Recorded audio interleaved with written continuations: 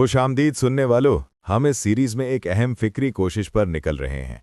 हम a short history of nearly everything by Bill Bryson में गौर कर रहे हैं। इसके बनाए ज्ञान नज़रिए का बेहतर जायजा ले रहे हैं। हमारा मकसद इसके बुनियादी उसूलों को अलहदा करना, इसके दलीलों को उनके समाजी पसमंज़र में रखना और आपको इसके सफ़हात में छुपे इनकलाबी ख़यानात की वाज़ेह और मुकम्मल समझ देना है। पहला हिस्सा है लॉस्ट इन द कॉस्मॉस, और कितना ज़बरदस्त उन्वान है, लॉस्ट इन द कॉस्मॉस। ब्राइसन फ़ौरन हमें कायनात की वुसअत और इसमें हमारी छोटी सी जगह का एहसास दिलाते हैं। ये हिस्सा हमें एक कह लें हैरत अंगेज़ सफ़र पर ले जाता है, हर चीज़ के आगाज़ द बिग बैंग से लेकर हमारे अपने निज़ाम शमसी तक, और फिर उन लोगों तक जो इस हद वसी कायनात को समझने की कोशिश करते रहे। बिल्कुल, तो इस हिस्से में हम असल में 3 फसल देखेंगे। पहला, how to build a universe, यानी कायनात किस तरह बनाई गई। दूसरा, welcome to the solar system, हमारे अपने निज़ाम शमसी का एक दौर। और तीसरा, द रेवरेंड एवंस यूनिवर्स, एक ऐसे शख्स की कहानी जो कायनात के सबसे बड़े धमाकों सुपरनोवाई का शौकीन शिकारी था। चलिए वहां से शुरू करते हैं जहां से ब्राइसन ने किया। सबसे बड़ा सवाल, ये सब कुछ, ये कायनात असल में शुरू कैसे हुई। देखिए, ब्राइसन हमें एक ऐसी जगह ले जाते हैं जहां सच पूछिए तो तसव्वुर करना भी मुश्किल है। एक ऐसा वक्त जब कुछ भी नहीं था। बस सोचिए, न वक्त, न मादा, न खला, कुछ भी नहीं। फिर एक ऐसे नुक्ते से जो नाकाबिले तसव्वुर छोटा और लामुतनाही घना था, जिसे साइंसी लोग एक सिंगुलैरिटी कहते हैं, अचानक वो सब कुछ जो आज मौजूद है वजूद में आ गया। और इस लम्हे को बिग बैंग कहते हैं। अब ये नाम सुनकर ऐसा लगता है जैसे कोई बहुत बड़ा धमाका हो। हाँ, नाम थोड़ा गुमराहकुन है। असल में ये कोई आम धमाका नहीं था जो पहले से मौजूद किसी खला में हो रहा था। ये खुद खला और वक्त का आगाज था। इसे इस तरह सोचिए कि 1 सेकंड के एक छोटे से हिस्से में कायनात एक एटम से भी छोटे नुक्ते से फैलकर एक कायनात से बड़ी हो गई। 1 सेकंड के एक छोटे से हिस्से में, हाँ, उसी लम्हे में बुनियादी कुव्वतें जैसे कशिशे सकलियत वजूद में आईं, और पहले 3 मिनट के अंदर तकरीबन कायनात का सारा बुनियादी मादा, लगभग 98% हाइड्रोजन और हीलियम और थोड़ा सा लिथियम बन चुका था। और कायनात नाकाबिले तसव्वुर गर्म थी और तेज़ी से फैल रही थी। बस इसका सोचना ही दिमाग घुमा देने वाला है। और ये ख्याल कि हर चीज़ एक नुक्ते से शुरू हुई, ये भी इतना पुराना नहीं है। ब्राइसन हमें बताते हैं कि ये नज़रिया 1920s में सामने आया। ये एक बेल्जियन पादरी और माहिर फल्कियात जॉर्जेस लेमैटर ने पेश किया था। हाँ, लेमाइटर, लेकिन उस वक्त ज़्यादातर लोगों ने उसे संजीदा नहीं लिया। इसके कबूल होने में दहाइयों का वक्त लगा। असल तरक्की 1960s में हुई। 2 नौजवान अमरीकी माहिरीन फल्कियात, आर्नो पेंजियस और रॉबर्ट विल्सन, न्यू जर्सी में बेल लैब्स में काम कर रहे थे। अच्छा, उन्होंने क्या किया, वो एक बड़े हॉर्न एंटेना के साथ कुछ तजर्बे कर रहे थे और उन्हें लगातार एक पेश बैकग्राउंड नॉइज सुनाई दे रही थी। एक हल्की सी सांस की आवाज़, और ये आवाज़ हर सिमत से आ रही थी। हाँ, बिल्कुल परेशान थे।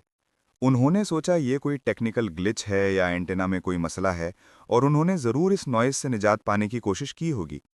ब्राइसन ने लिखा है कि उन्होंने सोचा ये कबूतरों का काम हो सकता है। बिल्कुल।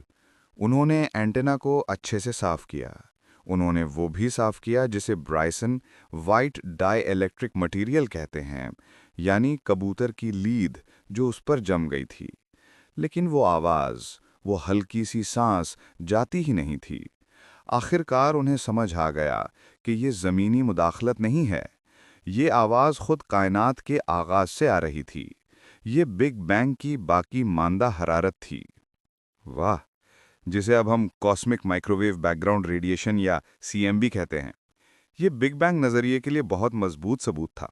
हैरत अंगेज़ है, जिस नॉइज़ को वो ख़त्म करना चाहते थे वही कायनात की पैदाइश का सबूत निकला। लेकिन ये समझना भी ज़रूरी है, जैसा आपने कहा, कि बिग बैंग नज़रिया धमाके के लम्हे की वजाहत नहीं करता। सही, ये नज़रिया हमें बताती है कि धमाके के फ़ौरन बाद क्या हुआ।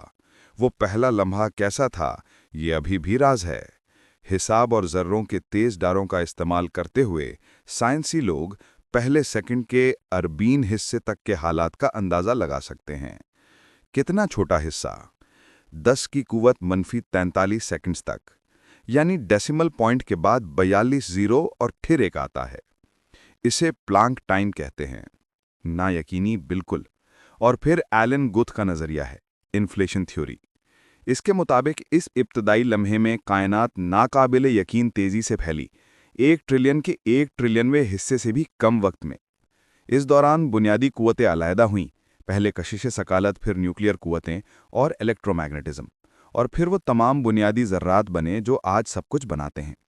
एक लम्हे में कुछ नहीं से एक पूरी कायनात तक। ब्राइसन एक और बात पर भी जोर देते हैं, इसे फाइन ट्यूनिंग कहते हैं, यानी कायनात के बुनियादी कवानीन और कॉन्स्टेंट्स ज़िंदगी के वजूद के लिए एक हैरत अंगेज़ दर्जे तक बिल्कुल मौजू हैं। बिल्कुल ठीक। हाँ, ये एक बहुत गहरी बात है। अगर कशिश सकालत थोड़ी सी भी कमज़ोर या मजबूत होती, या अगर कायनात के फैलाव की हद थोड़ी सी भी मुख्तलिफ होती, तो सितारे नहीं बन सकते थे, कायनातें नहीं बन सकती थीं, और जाहिर है हम वजूद में नहीं आते। क्या ये महज इत्तफाक है कि हम ऐसी कायनात में हैं जहां ये सब मुमकिन था? ये एक बड़ा सवाल है। कुछ साइंसी लोग कहते हैं कि शायद हमारी कायनात अकेले नहीं है। हो सकता है अरबों अरबों कायनातें हों, एक मल्टीवर्स, और हम सिर्फ यहाँ हैं क्योंकि ये वो अकेले कायनात है जहाँ हमारे लिए हालात ठीक थे। दूसरी कायनातें बनकर ख़त्म हो चुकी होंगी, या उनमें ज़िंदगी बिल्कुल मुमकिन नहीं थी। ये हमारी सोच को एक बिल्कुल नए पैमाने पर ले जाती है, मल्टीवर्स। लेकिन देखिए, बिग बैंग नज़रिए में एक मसला था। इसने बताया कि हाइड्रोजन और हीलियम कैसे बने, लेकिन जिंदगी के लिए ज़रूरी भारी अंसर कहाँ से आए, जैसे कार्बन, ऑक्सीजन, नाइट्रोजन, आयरन वगैरह। बिल्कुल सही। ये एक बहुत बड़ा सवाल था, और दिलचस्प बात यह है कि इसका जवाब उसी शख्स ने दिया जो खुद बिग बैंग नज़रिए का सख्त नाक़िद था, बरतानवी माहिर फलकियात फ्रेड हॉयल। अच्छा, वही जिसने मजाक में बिग बैंग का नाम दिया था। हाँ, वही फ्रेड हॉयल। आयरनी देखिए, वही था जिसने ये राय दी कि ये भारी अंसार कायनात के आगाज़ में नहीं बने, बल्कि सितारों के अंदर बनते हैं। सितारे अपनी ज़िंदगी में न्यूक्लियर फ्यूजन के ज़रिए हल्के अंसार को भारी अंसार में तब्दील करते हैं, जैसे हाइड्रोजन को हीलियम में, फिर हीलियम को कार्बन, ऑक्सीजन वगैरह में। तो सितारे फैक्ट्रीज़ की तरह हैं, बिल्कुल वो फैक्ट्रीज़ जो अंसार पैदा करते हैं। लेकिन फिर सवाल ये था, ये अंसार सितारों से कैसे निकलते हैं और पूरी कायनात में कैसे फैलते हैं? हाँ, ये कैसे होता है? जवाब सुपरनोवा एक्सप्लोजन्स में छुपा है। जब बहुत बड़े सितारे अपनी जिंदगी के आखिर पर पहुंचते हैं, वो एक जोरदार धमाके में फटते हैं, एक सुपरनोवा। ये एक्सप्लोजन इतना शदीद होता है कि कुछ लम्हों के लिए वो सितारा अपनी पूरी कायनात के तमाम दूसरे सितारों से ज्यादा चमकदार हो जाता है, पूरी कायनात से ज्यादा चमकदार। हाँ, और इस एक्सप्लोजन में सितारे ने जो भी भारी अंसार बनाए होते हैं, वो तेज़ रफ्तार से दूर तक खला में बिखर जाते हैं। ये अंसार फिर नए बादल बनाते हैं, जहाँ से नए सितारे, नए सैयारे और आखिर में ज़िंदगी के बिल्डिंग ब्लॉक्स बनते हैं। तो एक तरह से हम सब स्टार डस्ट हैं।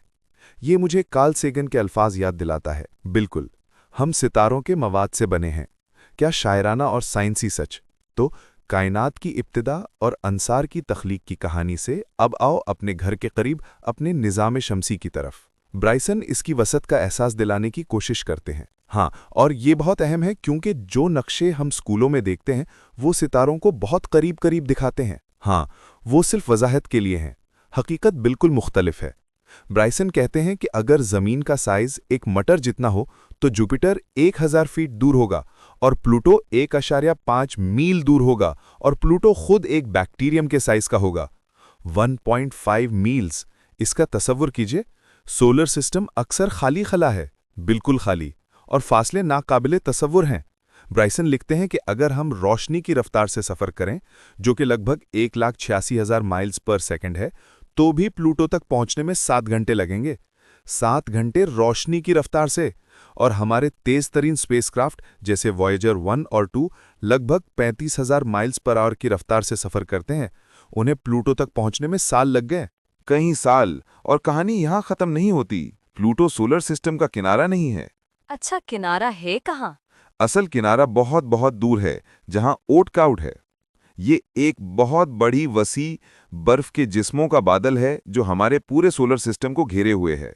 मैंने ओट क्लाउड का नाम सुना है। वो शानदार कॉमेट्स वहीं से आते हैं ना? बिल्कुल, ज्यादातर कॉमेट्स वहीं से आते हैं। वॉयेजर स्पेसक्राफ्ट को ओट क्लाउड तक पहुंचने में सदियां लगेंगी और उसे पार करने में हजारों साल। हजारों साल?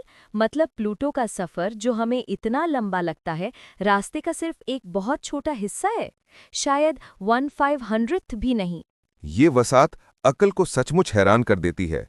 यही शायद वजह है कि सोलर सिस्टम की कई चीजें जैसे सितारों के चांद इतनी देर से खुराए गए। बिल्कुल, जब वॉयेजर्स लॉन्च किए गए, हम सिर्फ नेपट्यून के 2 चांद जानते थे। वॉयेजर ने 6 और ढूंढ लिए। आज हम सोलर सिस्टम में 90 से ज्यादा चांद जानते हैं, और इनमें से कई सिर्फ पिछली दहाइयों में खुराए गए। हमने अभी तक अपने पड़ोस को पूरी तरह नहीं समझा, और प्लूटो की अपने खुराई की कहानी भी काफी दिलचस्प है। हाँ, पर्सिवल लोयल एक दौलतमंद शौकी माहिर फल्कियात थे। वो इस बात की सख्त यकीन रखते थे कि यूरेनस और नेपच्यून की ऑर्बिट्स में हल्की सी बेकायदगियां एक अनजाने नवे सैयारे की वजह से हैं, जिसे उन्होंने प्लैनेट एक्स कहा, और उन्होंने इसे ढूंढने में बहुत वक्त लगाया। उन्होंने इसी मकसद के लिए एरिज़ोना में अपना खुद का ऑब्जर्वेटरी बनाया। अपनी जिंदगी के आखिरी 13 साल वहां गुजारे, लेकिन अफसोस उनके हिसाब में कुछ गलती थी और वो इसे पहचान नहीं सके। ओह, लेकिन उनकी मौत के बाद लॉयल ऑब्जर्वेटरी ने तलाश जारी रखी।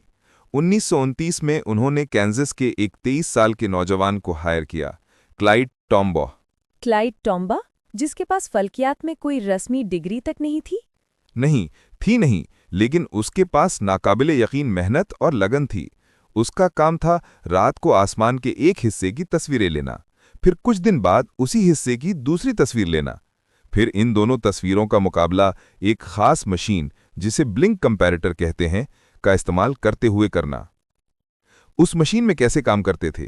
वो मशीन दोनों तस्वीरों के दरमियान तेजी से स्विच करती थी। अगर कोई सितारा अपनी जगह से हिला हुआ था, यानी वो सितारा नहीं बल्कि कोई करीबी चीज जैसे सैयारा था, तो वो तस्वीरों में ब्लिंक करता नजर आता। ये काम ऐसा लगता है जिसमें बेहद सब्र की जरूरत हो। ये एक निहायत टीडियस और थका देने वाला काम था। अंधेरे में घंटों तक मिलियनों नुक्तों को देखते रहना, और फिर लगभग 1 साल के काम के बाद, तकरीबन 1 साल बाद, फरवरी 1930 में टॉम्बो कामयाब हो गया। उसने एक हल्के नुक्ते को पाया जो हिलते दिख रहा था, प्लूटो। हालांकि वो बड़ा गैसियस सैयारा नहीं था जिसका लावेल ने ख्वाब देखा था, बल्कि एक छोटा बर्फीला आलम था। लेकिन वो एक नया आलम था। लावेल को बाद में इस खुराए पर बहुत तारीफ जरूर मिली होगी। हाँ, लोएल को बहुत क्रेडिट मिला, लेकिन टॉम्बो, जिसने असल में इसे ढूंढा, को निस्बतन कम शोहरत मिली। लेकिन उसका काम फलकियात की तारीख में बहुत अहम है। ये कहानियां पेंजियास और विल्सन की इत्तिफाकी खुरमी, टॉम्बो की मेहनत भरी तलाश हमें बताती हैं कि साइंस कैसे आगे बढ़ती है, कभी इत्तिफाक से, कभी परसिवियरेंस से, और कभी-कभी ये काम बिल्कुल अनोखे लोगों ने किया है, जैसे एक ऑस्ट्रेलियन पादरी reverend Robert Evans. Reverend Robert Evans की कहानी सचमुच मुतासिरकुन है। वो दिन को चर्च का काम करते हैं, मजहबी तारीख की तहकीक करते हैं, और रात को अपने बैकयार्ड के एक निस्बतन छोटे टेलीस्कोप के साथ वो कायनात के सबसे बड़े, सबसे ज्यादा शदीद रियल्म की तलाश करते हैं, फटने वाले सितारों, सुपरनोवे की। हमने पहले जिक्र किया कि ये भारी अंसर बनाते हैं, लेकिन वो खुद क्या हैं? जरा तफसील से समझाएं। देखिए, जब एक बहुत बड़ा सितारा अंदर अपना सब फ्यूल, हाइड्रोजन, फिर हीलियम, फिर भारी अंसर जला चुका होता है, तो उसका कोर अपनी ही कशिश के बोझ के नीचे अचानक गिर जाता है। फिर एक जोरदार एक्सप्लोजन के साथ वो बाहर की तरफ फटता है। ब्राइसन ने क्या खूबसूरत लिखा है। ये ऐसा है जैसे 1 ट्रिलियन हाइड्रोजन बॉम्ब्स एक साथ फट रही हों। 1 ट्रिलियन, ना यकीनी कुवत। हाँ, इस एक लम्हे में वो सितारा उतनी रोशनी और एनर्जी छोड़ता है जितनी अरबों सूरज। एक छोटे लम्हे के लिए वो अपनी पूरी कायनात से भी ज्यादा चमकदार हो सकता है। लेकिन ये रियल्म कितने आम हैं? इंतहाई कम। हमारी अपनी कायनात मिल्की वे, जिसमें अरबों सितारे हैं, में अक्सर हर 200 या 300 साल में सिर्फ एक सुपरनोवा होता है। एक हर 200-300 साल में? हाँ, और क्योंकि हम कायनात के अंदर हैं, गुबार और गैस की वजह से ज्यादातर हमें दिखाई भी नहीं देते। उन्हें दूसरी कायनातों में ढूंढना पड़ता है जो मिलियनों लाइट ईयर्स दूर हैं। तो रेवरेंड एवंस ये मुश्किल काम कैसे करते हैं, और एक छोटे टेलीस्कोप से? सब्र, मुस्तकिल मिजाज और एक गैर मामूली नजरी मेमोरी के साथ वो रात को मुख्तलिफ कायनातों को अपने टेलीस्कोप से देखते हैं। ब्राइसन हमें बताते हैं कि एवंस रंगीन खूबसूरत तस्वीरें नहीं देखते, बल्कि ब्लैक एंड वाइट हल्की तस्वीरें देखते हैं जिन पर छोटे छोटे नुक्तों की शक्ल में रोशनी, सितारे होते हैं। एवंस ने हजारों कायनातों के सितारों के पैटर्न्स याद कर लिए हैं। तो वो याद रखते हैं कि हर कायनात कैसी दिखती है। बिल्कुल, जब वो एक कायनात को देखते हैं तो वो फौरन पहचान लेते हैं कि कोई नया नुक्ता नूर आया है या नहीं। अगर आया है तो ये एक मुमकिन सुपरनोवा हो सकता है। फिर वो दूसरों को कंफर्मेशन के लिए इन्फॉर्म करते हैं। ये हैरत अंगेज है। ये ऐसा है जैसे घास के ढेर में स्वीट ढूंढना। और वो कितने कामयाब रहे हैं।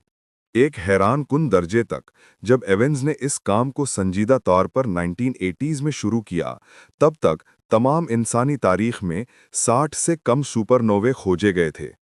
सिर्फ 60 तमाम तारीख में? हाँ, एवंस अकेले अपने छोटे टेलीस्कोप से 36 से ज्यादा सुपरनोवे ढूंढ चुके हैं। कुछ सोर्सेस कहते हैं 40 से भी ज्यादा। हैरत अंगेज। बड़े ऑब्जर्वेटरीज के दौर में एक शौकीन की कामयाबी गैर मामूली है। बिल्कुल गैर मामूली। ब्राइसन कायनात NGC 1365 की मिसाल देते हैं। एवंस ने वहां एक सितारा फटते हुए देखा। उस सितारे की रोशनी को हमें तक पहुंचने में 60 मिलियन साल लग गए। 60 मिलियन साल मतलब जब वो रोशनी वहां से चली तो जमीन पर डायनासोर्स खत्म हो चुके थे, लेकिन इंसान अभी वजूद में नहीं आए थे।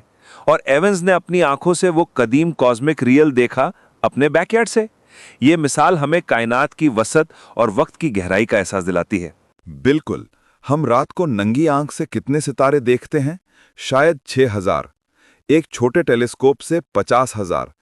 एवंस के टेलीस्कोप जैसे टेलीस्कोप से मिलियनों कायनातें देखी जा सकती हैं, हर एक में अरबों सितारे। इस हद वसी में एवंस जैसे लोग रोशनी के इन छोटे पैगामों की तलाश कर रहे हैं। और ये सुपरनोवे सिर्फ देखने में ही शानदार नहीं हैं, ये हमारे वजूद के लिए भी अहम हैं। जैसे हमने पहले बात की, ये भारी अंसार पूरी कायनात में बिखरते हैं। तो क्या करीबी सुपरनोवा हमारे लिए खतरनाक हो सकता है? नजरियाती हो सकता है। अगर कोई सुपरनोवा जमीन से बहुत करीब, यानी शायद कुछ दर्जन लाइट ईयर्स के फासले पर फटा, तो उसके शदीद कॉस्मिक रेज जमीन के मुहाफिज मैग्नेटिक शील्ड को नुकसान पहुंचा सकती हैं या ओजोन लेयर तबाह कर सकती हैं, जो जमीन पर जिंदगी के लिए एक सख्त खतरा पैदा कर सकता है। ओह, ये एक दर्दनाक ख्याल है। लेकिन माहिरीन फल्कियात जैसे जॉन थॉस स्टेनसन, जिनका ब्राइसन हवाला देते हैं, कहते हैं कि हमारे इतने करीब ऐसा कोई बड़ा सितारा नहीं है जो जल्द ही सुपरनोवा बनने वाला हो। तो अमलन ऐसा कोई खतरा नहीं है, एहतिमाल बहुत कम है। वाह, इस जानकर तसल्ली होती है। तो आज हमने ब्राइसन की किताब के पहले हिस्से लॉस्ट इन द कॉस्मॉस का जायजे का आलम नजर लिया।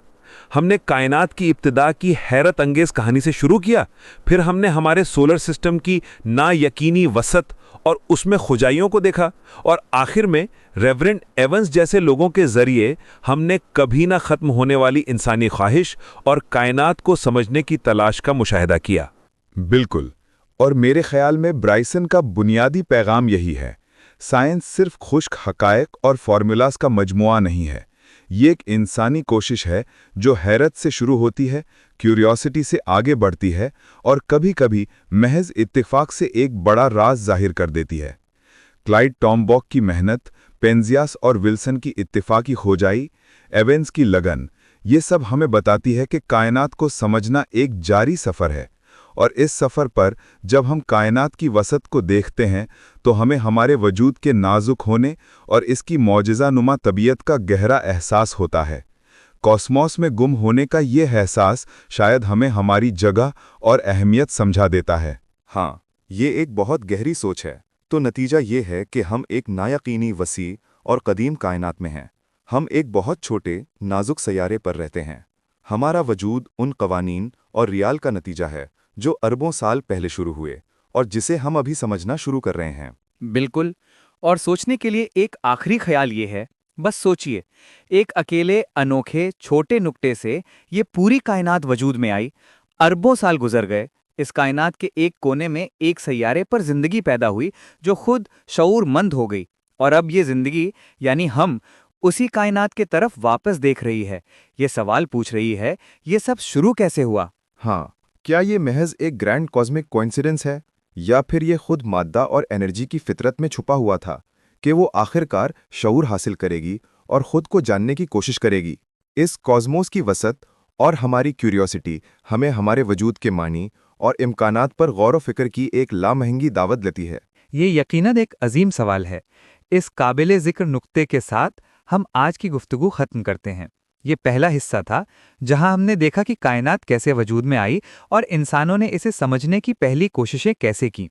अगली दफ़ा हम इस किताब के दूसरे हिस्से की बात करेंगे, the short history of nearly everything. इसका उन्वान है द साइज ऑफ द अर्थ। पिछली दफ़ा हमने कॉस्मॉस की वसत और सितारों की दुनिया की बात की थी। अब आओ अपने पांव ज़मीन पर मजबूत करें, वो सैयारा जहां जिंदगी फली फूली। तो आज हम देखेंगे कि इंसानों ने अपने घर ज़मीन को कैसे नापा और तोला, इसकी तारीख कैसे सीखी और ये कैसे समझा कि ये किस चीज़ से बनी है। हाँ, बिल्कुल। और ये सिर्फ खुश्क साइंसी हक़ाइक़ नहीं है, इसमें इंसानी क्यूरियोसिटी, मेहनत और जीनियस है। और कभी-कभी आप देखेंगे इसमें शदीद इख्तिलाफात और शख्सी दुश्मनियां भी शामिल थीं। हाँ, ये सफ़र आसान नहीं रहा होगा। तो आज हम 4 अहम मौज़ूआत की गुफ्तगू करेंगे: the major of things, the stone breakers, science red in tooth and claw और एलिमेंटल मैटर्स। अच्छा, फिर चलिए ज़मीन के राजों की इस जानिब की शुरुआत करते हैं। पहला सवाल ज़मीन को नापने का होगा। आजकल हमारे पास सैटेलाइट्स हैं, GPS है, सब कुछ आसान लगता है। लेकिन बस सोचिए, सदियों पहले जब ये टेक्नोलॉजी मौजूद नहीं थी, ये कितना बड़ा चैलेंज रहा होगा। ये यकीनन एक बहुत बड़ा चैलेंज था। फसल द मेजर ऑफ थिंग्स ऐसी कोशिशों का जिक्र करती है जैसे 17वीं सदी में एक अंग्रेजी मैथमेटिशियन रिचर्ड नॉरवुड। उसका मसला बहुत अमली था। वो समंदर सफ़र को महफूज बनाना चाहता था। नेविगेशन के लिए? हाँ, उन दिनों ये भी मुश्किल था कि एक नॉटिकल माइल कितना लंबा है। तो नॉरवुड ने क्या किया? उसने लंदन से यॉर्क का फासला पैदल चलकर नापा। पैदल? हाँ, पैदल। और फिर सोलर एंगल्स का इस्तेमाल करते हुए उसने 1 डिग्री की लंबाई तय करने के लिए ज़मीन की सर्कमफ्रेंस का हिसाब लगाया। और हैरत अंगेज बात यह है कि उसकी नाप बहुत ठीक ठाक थी। वाह! और फिर 18वीं सदी में वीनस के ट्रांजिट के मुशाहिदे, वो एक इंटरनेशनल साइंसी कोशिश थी ना? हाँ, वो 1761 और 1769 में दुनिया भर के साइंसी लोगों के दरमियान एक रेस की तरह थी। मकसद था उस मौके का इस्तेमाल करते हुए ज़मीन और सूरज के दरमियान के फासले को नापना। लेकिन ये काम बिल्कुल आसान नहीं था। क्यों? क्या मुश्किलात थीं? मुश्किलात पर मुश्किलात थीं। एक फ्रेंच माहिर फल्कियात गिलियोम ले जेंटिल, उसकी कहानी बहुत ट्रेजिक है। वो 1761 के मुशाहिदे के लिए इंडिया गया, लेकिन रास्ते में जंग शुरू हो गई और समंदरी तूफान ने उसे देर कर दिया। वो वक्त पर नहीं पहुंच सका। ओह! लेकिन उसने हिम्मत नहीं हारी। उसने सोचा, अच्छा, अगला मौका 8 साल बाद 1769 में होगा। उसने वहां इंतजार करने का फैसला किया। उसने 8 साल इंतजार किया? हाँ, और जब वो दिन आखिरकार आया तो क्या हुआ? मुशाहिदे के ठीक उस लम्हे पर बादल छा गए। बस बदकिस्मती, जब वो 11 साल बाद निराश होकर फ्रांस वापस आया तो उसने पाया कि उसे मुर्दा करार देकर उसकी सारी जायदाद उसके रिश्तेदारों में बांट दी गई थी। ये बहुत बदनसीबी है। और किसी और के साथ भी कुछ ऐसा ही हुआ। मेसन और डिक्सन। हाँ, ब्रिटेन के मेसन और डिक्सन, उनकी कश्ती पर एक फ्रेंच वॉरशिप ने हमला किया। उन्होंने रॉयल सोसाइटी से पूछा कि क्या वो वापस आ सकते हैं। जवाब था बिल्कुल नहीं। खैर, वो सुमात्रा नहीं जा सके और उन्होंने केप ऑफ गुड होप से मुशाहिदा किया, लेकिन वो बहुत मुतमईन कुन नहीं था। तो इतनी मुश्किलात के बाद क्या उन्होंने कुछ हासिल किया? हाँ, आखिरकार कामयाबी मिल गई। कैप्टन जेम्स कुक अपने मशहूर सफ़र पर ने 1769 में ताहिती से एक बेहतरीन मुशाहिदा किया। उन तमाम मुशाहिदात को मिलाकर एक और फ्रेंच माहिर फल्कियात जोसेफ लालेंड ने हिसाब लगाया कि ज़मीन और सूरज के दरमियान का वस्ती फासला लगभग 150 मिलियन किलोमीटर्स है। तो ये एक बड़ी कामयाबी थी। इसने सोलर सिस्टम के लिए एक स्केल दिया होगा। हाँ, बिल्कुल। हमें कायनात में अपनी जगह के लिए एक स्केल मिला। इसी दौरान एक बहुत अजीब लेकिन अहम कैरेक्टर सामने आया, हेनरी कैवेंडिश। इंतहाई दौलतमंद लेकिन हद से ज्यादा शर्मीला। वो लोगों से बिल्कुल अलहदा रहता था। हाँ, कैवेंडिश एक पहेली था, लेकिन साइंसी तौर पर वह यकीनन एक जीनियस था। एक और साइंसीदान था, जॉन मिशेल। उसने ज़मीन का वज़न तय करने के लिए एक डिवाइस बनाई थी, लेकिन वो उसे इस्तेमाल करने से पहले ही मल गया। कैवेंडिश ने वो डिवाइस ली और तजुर्बा किया। हाँ, एक बहुत नाजुक, बहुत मुश्किल तजुर्बा, और इससे उसने ज़मीन का वज़न तय किया। ये पहली दफा था कि किसी ने एक पूरे सैयारे का वजन तय किया था। इसके अलावा उसने हाइड्रोजन गैस ढूंढा, दिखाया कि पानी ऑक्सीजन और हाइड्रोजन से मिलकर बनता है, और बिजली और हरारत पर इतना काम किया कि उसने बाद के नज़रियात जैसे ओम्स लॉ और एनर्जी की हिफाजत की बुनियाद रख दी। लेकिन मैंने सुना कि उसने अपना काम शाया नहीं किया, वो इतना शर्मीला था। बिल्कुल, इतना कि उसका ज्यादातर काम उसकी मौत के कईयों साल बाद सामने आया, जब जेम्स क्लर्क मैक्सवेल ने उसके पुराने कागजात का जायजा लिया। तब दुनिया ने जाना कि वो अपने वक्त से कितना आगे था। तो देखिए कि एक शख्स की पर्सनैलिटी कैसे इल्म के फैलाव को असर डाल सकती है। तो इंकशाफ यह है कि 18वीं सदी के आखिर तक साइंसी लोगों को जमीन की शक्ल, इसके साइज, सूरज से इसके फासले और इसके वजन का एक खुला खुला अंदाजा था। हाँ, लेकिन एक बहुत बड़ा सवाल अब भी जवाब तलब करता था। ये जमीन कब बनी, इसकी उम्र कितनी है? और ये सवाल उम्मीद से ज्यादा मुश्किल साबित हुआ। और ये हमें अगले फसल में ले जाता है, द स्टोन ब्रेकर्स। अब हम जियोलॉजी की बात करेंगे, और इस कहानी का एक मरकजी कैरेक्टर है जेम्स हटन, एक स्कॉटिश डॉक्टर जिसने खेतीबाड़ी इख्तियार की और फिर जमीन की तारीख की तफ्तीश पर निकल पड़ा। हाँ, हटन जियोलॉजी के बुनियाद गुजारा में शुमार होता है। वो एडनबरा में रहता था, जहां एडम स्मिथ और डेविड ह्यूम जैसे अजीम मुफक्किर भी मौजूद थे। हटन ने यूनिफॉर्मिटेरियनिज्म का एक नजरिया पेश किया। सीधे अल्फाज में इसका क्या मतलब है? सीधे अल्फाज में इसका मतलब था कि वो अमल जो आज जमीन को तब्दील कर रहे हैं, जैसे हवा से पत्थरों का इरोड होना, बारिश से मिट्टी का बह जाना, दरियाओं से जमीन का कटना, सब गुज़िश्ता में बिल्कुल इसी तरह होते रहे हैं। और ये अमल बहुत बहुत आहिस्ता है, जो मिलियनों सालों से जारी है। मतलब जमीन की उम्र, जिसे लोग सिर्फ कुछ हजारों साल कह रहे थे, गलत थी। हटन के मुताबिक बिल्कुल गलत थी। उसने डीप टाइम का कॉन्सेप्ट दिया कि जमीन की तारीख बहुत बहुत लंबी है। ये उस वक्त के मजहबी ख्यालात से बिल्कुल मुख्तलिफ ख्याल था। ये एक इनकिलाबी ख्याल था सचमुच। लेकिन ये भी कहा जाता है कि उसकी किताब बहुत मुश्किल से समझ में आती थी। हाँ, वो एक मसला था। हटन लिखने में माहिर नहीं था। उसकी किताब थ्योरी ऑफ द अर्थ इतनी मुश्किल और उलझी हुई जबान में लिखी गई थी कि बहुत कम लोग इसे समझ सके। तो उसके ख्यालात कैसे फैले? खुशकिस्मती से उसका एक दोस्त प्रोफेसर जॉन प्लेफेयर था। हटन की मौत के बाद 1802 में उसने एक किताब लिखी, illustrations of the Huttonian theory of the earth. इसमें उसने हटन के ख्यालात को बहुत आसान और वाज़ेह अंदाज में पेश किया। तब जाकर लोगों ने समझा कि हटन क्या कहना चाहता था। ये साइंस में चीज़ों को वाज़ेह तौर पर समझाना कितना अहम है, ये भी दिखाता है। अच्छा, फिर 19वीं सदी में जियोलॉजी एक किस्म की फैशन बन गई। लोग फॉसिल्स वगैरह जमा करने लगे। हाँ, एक किस्म का जज्बा था। जियोलॉजिकल सोसाइटी ऑफ लंदन कायम हुई, जो अक्सर दौलतमंद लोगों से मिलकर बनती थी, जो पत्थर और फॉसिल्स शौक के तौर पर जमा करते थे। चार्ल्स लायल, एक मशहूर माहिर जियोलॉजी, बहुत मकबूल हुआ। हजारों लोग उसके लेक्चर सुनने आते थे। चार्ल्स लायल की क्या भूमिका थी? लायल इस दौर का सबसे ज्यादा असरअंदाज माहिर जियोलॉजिस्ट था। उसकी किताब प्रिंसिपल्स ऑफ जियोलॉजी बहुत मशहूर थी। उसने सबूत के साथ हटन की यूनिफॉर्मिटेरियनिज्म कॉन्सेप्ट को मजबूत किया और उसकी तस्दीक की। वो भी इस बात का यकीन रखता था कि जमीन की तब्दीलियां। लायल इस दौर का सबसे ज्यादा असरअंदाज माहिर जियोलॉजी था। उसकी किताब प्रिंसिपल्स ऑफ जियोलॉजी बहुत मशहूर थी।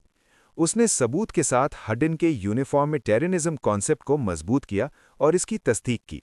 वो भी इस बात का यकीन रखता था कि जमीन की तब्दीलियां मिलियनों सालों में आहिस्ता आहिस्ता होती हैं। कहा जाता है कि डार्विन ने भी अपने सफर पर यह किताब साथ ली थी और इससे बहुत मुतासिर हुआ।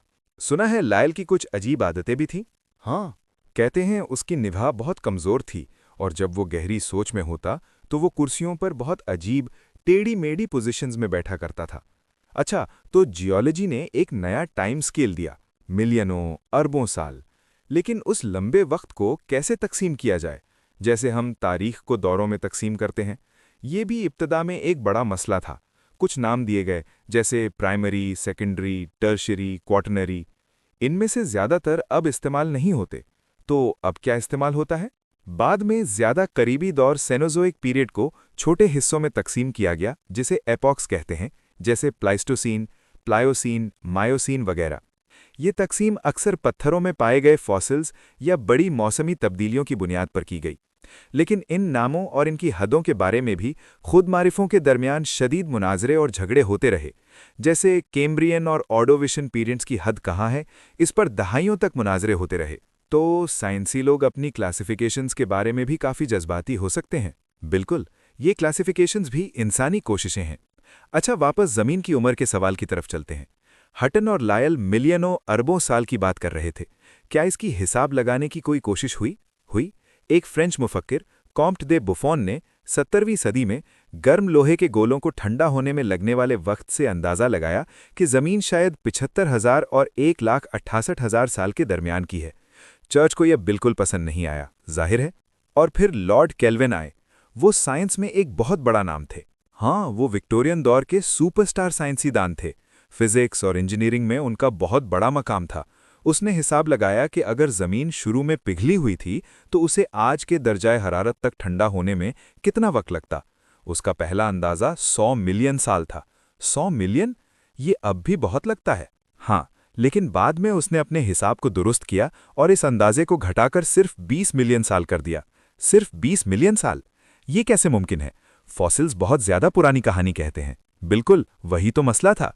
केल्विन का हिसाब अपनी जगह ठीक था, लेकिन उसे एक चीज़ का इल्म नहीं था, रेडियो एक्टिविटी। ज़मीन के अंदर मौजूद रेडियो एक्टिव मवाद लगातार हरारत पैदा करते रहते हैं। इस इजाफी हरारत की वजह से ज़मीन इतनी जल्दी ठंडी नहीं हुई जितना केल्विन ने सोचा था। ओह, तो केल्विन का हिसाब इस वजह से गलत था। हाँ, लेकिन उस वक्त केल्विन की साइंसी अथॉरिटी इतनी ज़्यादा थी कि उसका कम अंदाज़ा दहाइयों तक उन माहिरीन जियोलॉजी और बायोलॉजिस्ट्स को, जो फॉसिल्स की बुनियाद पर ज़मीन को बहुत ज़्यादा पुराना मानते थे, बहुत मुश्किल में डालकर रखे थे। ये कश्मकश हमें अगले फसल में ले जाती है। Chapter 6, science red in tooth and claw. उन्वान से ही पता चलता है कि कुछ ड्रामा होने वाला है। ये फॉसिल्स कदीम जानवरों के पत्थर बन गए बाकियात के बारे में होगा। हाँ, और कहानी 1787 में न्यू जर्सी से शुरू होती है, जहां एक बहुत बड़ी थाई बोन मिला। आज हम जानते हैं कि शायद वो एक डायनासोर का था, लेकिन उस वक्त कोई क्या जानता था कि डायनासोर क्या होता है। अमेरिका में उस वक्त कदीम बड़े जानवरों में बहुत दिलचस्पी थी, बफों के नज़रिए की वजह से। बिल्कुल, बफों ने कहा था कि अमरीकी जानवर यूरोपी वालों से कमतर हैं। अमरीकी इसे गलत साबित करना चाहते थे। उन्होंने एक जानवर की हड्डियों को जमा किया जिसे उन्होंने ग्रेट अमेरिकन इनकॉग्निटम कहा। बाद में पता चला कि वो मैस्टोडॉन था। उन्होंने एक बहुत बड़ा स्केलेटन बनाया, लेकिन अपने जज्बे में उन्होंने एक गलती भी कर दी। क्या गलती? उन्होंने दूसरे जानवर मेगलोनिक्स के क्लॉ जैसे लगा दिए और इसे गोश्तखोर शेर के तौर पर पेश किया, हालांकि वो ग्याखोर था। मतलब वो बस ये साबित करना चाहते थे कि हमारे यहाँ भी बड़े और खतरनाक जानवर हैं। नेशनल प्राइड साइंस पर हावी थी और डायनासॉर्स की खुराई में भी बहुत वक्त लगा। हाँ, कईयों मौके खो दिए गए। कनेटिकट में बड़े नक्शे कदम मिले, उन्हें किसी बड़े परिंदे का समझा गया। हड्डियां येल म्यूजियम में साल तक पड़ी रहीं, किसी ने पहचाना नहीं। इस कहानी में 2 कैरेक्टर्स का जिक्र है जो कम मारूफ हैं, मैरी एनिंग और गिडियन मैंटेल। हाँ, मैरी एनिंग लाइम रीजस के साहिल पर फॉसिल्स ढूंढती और बेचती थी। उसने समंदरी रेप्टाइल्स जैसे इक्थियोसॉर्स और प्लीसियोसॉर्स के मुकम्मल स्केलेटन्स ढूंढे। उसका काम बहुत अहम था। और गिडियन मैंटेल एक गांव का डॉक्टर था। 1822 में उसकी बीवी ने एक अजीब दांत ढूंढा। ये इग्वानोडॉन का दांत था। मैंटेल ने अंदाज़ा लगाया कि ये एक बहुत बड़े ग्याखोर रेंगने वाले जानवर का है जो अब नामौजूद है। ये एक बहुत बड़ी बात थी, बहुत बड़ी बात। इससे पहले किसी ने सोचा भी नहीं था कि ज़मीन पर इतने बड़े रेंगने वाले जानवर मौजूद हो सकते हैं। लेकिन मैंटेल को अपनी खुराई कबूल करवाने में बहुत मुश्किलात पेश आईं। क्यों? यहाँ रिचर्ड ओवन दाखिल होता है। ओवन एनाटॉमी का माहिर था। वो एक बहुत काबिल आदमी था और वही था जिसने 1841 में इन बड़े जानवरों के लिए डायनासोर की इस्तिलाह गढ़ी, जिसका मतलब है टेरिबल लिजर्ड। लेकिन वो शख्सियत में बहुत झगड़ालू था। झगड़ालू किस तरह? उस पर अक्सर दूसरे साइंसी लोगों के काम का क्रेडिट लेने, अपने मुकाबलों की बदनामी करने और अपने असर रसूख के गलत इस्तेमाल करने का इल्ज़ाम था। उसने गिडियन मैंटेल के साथ सबसे बुरा सलूक किया। उसने मैंटेल के साथ क्या किया? मैंटेल की जिंदगी पहले ही गमों से भरी हुई थी। उसकी बीवी और बच्चे उसे छोड़कर चले गए। उसका मेडिकल प्रैक्टिस खत्म हो गया। उसे अपनी कीमती फॉसिल कलेक्शन बेचनी पड़ी। फिर एक एक्सीडेंट में वो सख्त जख्मी हो गया और माजूर हो गया। ओह, बहुत ट्रैजिक। और सिखावत ये थी कि मैंटेल की मौत के बाद ओवन ने गुमनाम आर्टिकल लिखकर मैंटेल की काबिलियत का मजाक उड़ाया और इग्वानोडॉन की खुराई का क्रेडिट दूसरों और अपने आप को देने की कोशिश की। बाद में ओवन खुद एक और स्कैंडल में फंसा जब उसने एक शौकिया माहिर की खुराई का क्रेडिट लेने की कोशिश की। ये साइंसी दुनिया का एक तारीखी पहलू है। और फिर अमेरिका में मार्श और कोप के दरमियान बोन वॉर्स शुरू हुई। हाँ, ये 19वीं सदी के आखिर में था। ओथनियल मार्श और एडवर्ड कोप दोनों दौलतमंद थे और दोनों के दरमियान शदीद दुश्मनी थी। एक दूसरे से आगे निकलने के लिए उन्होंने अमरीकी वेस्ट में फॉसिल्स की खुदाई दीवानों की तरह शुरू कर दी। इससे डायनासोर्स की खुदाई तेज हुई होगी, बहुत ज्यादा। स्टेगोसॉरस, ब्रोंटोसॉरस, जो बाद में अपेटोसॉरस निकला, ट्राइसेरेटॉप्स, एलोसॉरस, ये मशहूर डायनासोर्स इसी दौर में खुदाए गए। अमेरिका में जाने जाने वाले डायनासोर्स की तादाद 9 से बढ़कर लगभग 150 हो गई। लेकिन इस जल्दबाजी और दुश्मनी में गलतियां भी जरूर हुई होंगी। बेपरवाही से एक ही जानवर को कईयों मुख्तलिफ नाम दिए गए, स्केलेटन्स गलत तौर पर जोड़े गए, उन्होंने एक दूसरे के काम में रुकावट डाली। एक जानवर था यूएंटाथेरियम, दोनों ने मिलकर इसे कम से कम 22 मुख्तलिफ नाम दिए। 22 नाम, बेचारा जानवर। हालांकि मार्श प्रोफेसर बना और दौलतमंद रहा। ये जंग साइंस की तरक्की और इंसानी हवस दोनों की मिसाल है। इस सब का क्या अंजाम हुआ? ओवेन 1889 में मर गया। मैंटल की जख्मी स्पाइन की हड्डी जो म्यूजियम में रखी गई थी, दूसरी जंग आज़ीम के धमाकों में तबाह हो गई। उसकी फॉसिल कलेक्शन न्यूजीलैंड पहुंच गई और फॉसिल्स की तलाश जारी रही। एक जगह इतनी हड्डियां मिली कि उनसे एक पूरी कैबिन बन गई, जिसे बोन कैबिन क्वारी कहते हैं। वाह, ये कहानियां सचमुच दिखाती हैं कि साइंस सिर्फ लैब की चीज नहीं है, इसमें बहुत सा इंसानी ड्रामा शामिल है। बिल्कुल। अच्छा, अब आओ जमीन के मादे की तरफ बढ़ें। 7वां फसल, एलिमेंटल मैटर्स। अब हम केमिस्ट्री की बात करेंगे। इब्तिदा में एल्केमिस्ट्स कुछ अजीब चीजों के पीछे थे, जैसे फ्लॉजिस्टन। केमिस्ट्री का आगाज काफी पेचीदा था, लेकिन यहां भी कुछ अनजान हीरोज थे, जैसे स्वीडन का कार्ल विल्हेम शील, एक फार्मासिस्ट जिसने ऑक्सीजन, क्लोरीन और कई दूसरे आंसर ढूंढे, लेकिन क्रेडिट नहीं मिला क्योंकि वो शाया करने में देर कर गया। और उसकी एक खतरनाक आदत थी, हाँ, वो हर चीज का मजा लेता था। शायद इसीलिए वो सिर्फ 43 साल की उम्र में जहरीली केमिकल्स के गिर्द अपनी लैब में मुर्दा पाया गया। Oh my God. फिर अंतवान लावोजिए आया, जिसे मॉडर्न केमिस्ट्री का बुनियाद गुजार कहते हैं। लावोजिए का बड़ा काम केमिस्ट्री को एक साइंस बनाना था। उसने चीजों को नापकर तजुर्बे करने पर जोर दिया, फ्लॉजिस्टन नजरिए को रद्द किया, दिखाया कि ऑक्सीजन जलने के लिए जरूरी है, हाइड्रोजन और ऑक्सीजन के नाम दिए, और law of conservation of mass को वाज़ेह किया। आयरनी ये है कि इतनी अच्छी लैब होने के बावजूद उसने खुद कोई नया आंसर नहीं ढूंढा। उसका जोर सिस्टम बनाने पर था, लेकिन उसका अंजाम बहुत ट्रैजिक था। फ्रेंच रेवोल्यूशन में, हाँ, वो एक टैक्स जमा करने वाली कंपनी से जुड़ा हुआ था और कुछ दूसरी वजहों से वो इनकलाब का दुश्मन समझा गया। एक साइंसी रकीब मराथ ने भी उसके खिलाफ कैंपेन की। 1794 में उसे गिलोटीन पर चढ़ा दिया गया। बाद में जब उसकी स्टैचू बनाई गई तो किसी और का सर लगा दिया गया। वो स्टैचू बाद में एक जंग में पिघला दी गई। किस्मत का सख्त मजाक। एक और दिलचस्प नाम काउंट रमफर्ड है। बेंजामिन टॉमसन, काउंट रमफर्ड, वो भी एक अजीम जीनियस था। उसने हरारत, थर्मोडायनामिक्स पर काम किया, साबित किया कि हरारत कोई मादा नहीं बल्कि हरकत है। कन्वेक्शन का उसूल समझाया और कई अमली चीजें ईजाद की। एक बेहतर चूल्हा, कॉफी बनाने वाली मशीन, थर्मल अंडरवेयर। उसने तो लवोइजिए की बीवी से शादी भी कर ली, लेकिन काम ना आई। और फिर हम्फ्री डेवी आया, जिसने आंसर ढूंढने का एक वर्चुअल फैक्ट्री कायम किया। हम्फ्री डेवी ने इलेक्ट्रोलिसिस, बिजली के जरिए केमिकल कॉम्पाउंड्स को तोड़ना की टेक्निक इस्तेमाल की, और इस तरह उसने लगभग दर्जन नए आंसर ढूंढे। Potassium, sodium, calcium, magnesium, barium, strontium और भी कई। वो एक फैंटास्टिक लेक्चरर भी था, लेकिन वो नाइट्रस ऑक्साइड, लाफिंग गैस सूंघने का आदी हो गया, जिससे शायद उसकी जल्दी मौत का सबब बना। और केमिस्ट्री को और मुनज़्ज़म किसने किया? बर्ज़िलियस। हाँ, स्वीडन का जॉन्स जेकब बर्ज़िलियस। सिस्टम जो उसने बनाया वो आज भी इस्तेमाल होता है। उसने आंसर के लिए मुख्तसर सिंबल्स शुरू किए, जैसे Fe फॉर आयरन और H2O लिखने का तरीका। इससे पहले केमिस्ट्स अजीब सिंबल्स इस्तेमाल करते थे, समझना मुश्किल था। बर्ज़िलियस ने केमिस्ट्री को एक यूनिवर्सल ज़बान दी, और फिर वो मशहूर पीरियोडिक टेबल आई। हाँ, रशियन केमिस्ट डिमिट्री मेंडलीव ने 1869 में आंसर को उनके एटॉमिक वेट्स और प्रॉपर्टीज की बुनियाद पर एक टेबल में तरतीब दिया।